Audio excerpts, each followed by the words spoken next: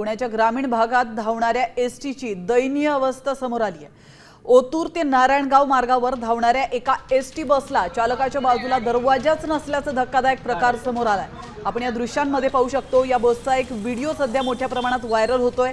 एसटीच्या चालकासह प्रवाशांच्या सुरक्षिततेचा मोठा प्रश्न निर्माण झाला।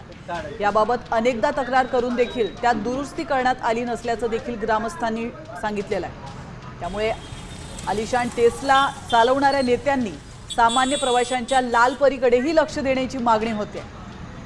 त्यामुळे आता परिवहन मंत्री यांचं या बसकडे लक्ष जातं का हे पाहणं महत्त्वाचं आहे। 90-45, 90-46 किंवा 90-47 या सिरीजच्या बसेस आजही ज्या इतर आगाराकडे आहेत त्या बसेस अगदी शिर्डी नाशिकपर्यंत धावतात।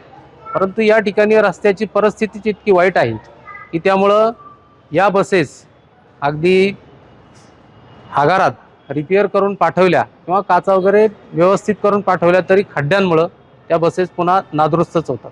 खरं तर ग्रामीण भागाची जीवनवाहिनी लालपरी हिची अत्यंत दुरावस्था आहे।